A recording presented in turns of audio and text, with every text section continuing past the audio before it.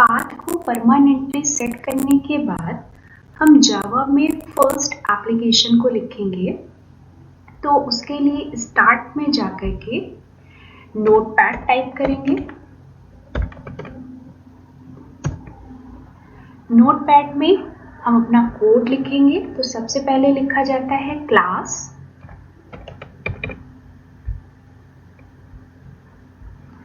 Class का name मैंने index दिया, कुछ भी दे सकते हैं।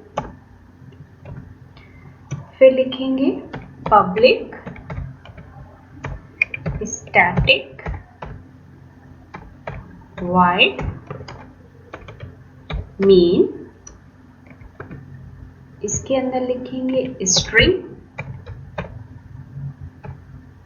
आर्गुमेंट्स args और ब्रैकेट। आफ्टर दैट फिर कर्ली ब्रेसेस लगाएंगे।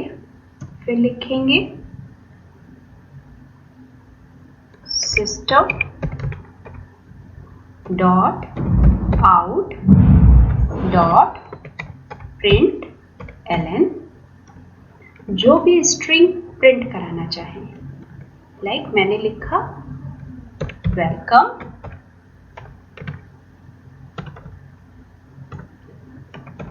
Welcome to all. इसके बाद कोई भी लाइन एंड होती है तो सेमीकोलन लगाएंगे, जैसे आप सी प्रोग्रामिंग में यूज करते थे। फिर कर्ली ब्रैकेट लगाएंगे, देन फिर कर्ली ब्रैकेट लगाएंगे और इसको सेव करेंगे हमेशा क्लास के नेम से। क्लास का नेम क्या है? इंडेक्स। तो इसको इंडेक्स नेम से हम सेव करेंगे।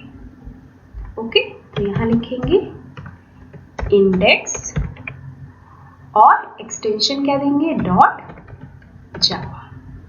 ठीक है, इसे आप जहां भी चाहे वहां सेव करा सकते हैं।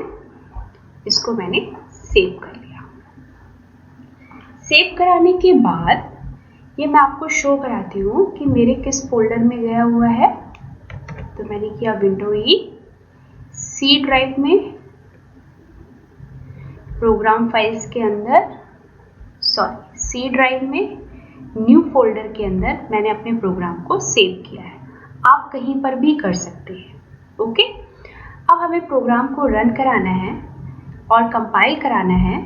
पहले कंपाइल कराएंगे फिर रन कराएंगे। तो यहाँ टाइप करेंगे cmd। अभी हम कहाँ हैं? सी ड्राइव में यूजर्स फोल्डर में प्रगति फोल्डर के अंदर। मैंने अभी आपको क्या शो कराया कि मेरा जो प्रोग्राम है वो सी ड्राइव में न्यू फाइल्स के अंदर है। ठीक है, तो हमें सी ड्राइव में न्यू फाइल्स तक रीच करना है। तो उसके लिए क्या लिखेंगे? cd मीन्स होता है चेंज ड्राइव। सी ड्राइव में आ गए, फिर लिखेंगे cd न्यू। तो हम सी में न्यू फोल्डर्स के अंदर एंटर कर गए हैं। अब यहाँ पर मेरा प्रोग्राम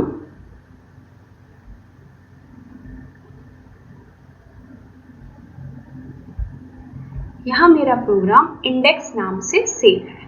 ठीक है, तो मैं इसको कंपाइल कराऊंगी। कंपाइल कराने के लिए मैं लिखूंगी जावा सी इंडेक्स डॉट जावा।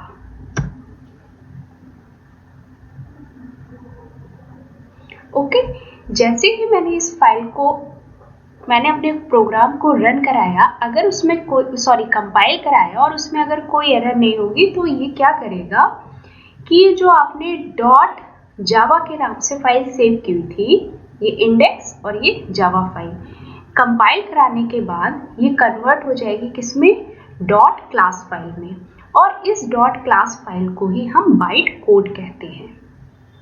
ओके, इस बाइट कोड की प्रॉपर्टी के कारण हम जावा को प्लेटफॉर्म इंडिपेंडेंट लैंग्वेज कहते हैं। ठीक है, तो ये जावा फाइल थी और ये जो डॉट क्लास फाइल है ये आपकी बाइट कोड है। अभी आपका प्रोग्राम कंपाइल हुआ है। रन कराने के लिए क्या करेंगे? रन कराने के लिए लिखेंगे जावा इंडेक्स। ओके, तो ये आपका आउटपुट शो हो गया। इस तरीके से हम प्रोग्राम को कंपाइल कराते हैं और रन कराते हैं। जो मैंने आपको अभी बताया कि क्या इसका वर्किंग थी जावा की, इसको एक बार डायग्राम के थ्रू समझ लेते हैं। सोर्स कोड लिखा आपने, सोर्स कोड को हमने सेव कराया किसमें, .java फाइल से, ठीक है। इसको हम जो सेव कराएंगे, इसको सेव कराएंगे .java फाइल से। कंपाइल कराया, कंपाइल कराने के बाद जो आउटपुट आया, जो मैंने कंपाइल कराने के बाद फाइल आपकी किसमें कन्वर्ट हो गई, वो कन्वर्ट हो गई .class फाइल में, जिसको मैं आपको शो करा रही थी, बाइट कोड है। इसी बाइट कोड को आप डिफरेंट वर्चुअल मशीन्स में रन करा सकते हैं, चाहे वो आपका लैपटॉप हो, कंप्यूटर हो या मोबाइल फोन हो। इस तरह से जावा की वर्किंग होती है। Okay guys.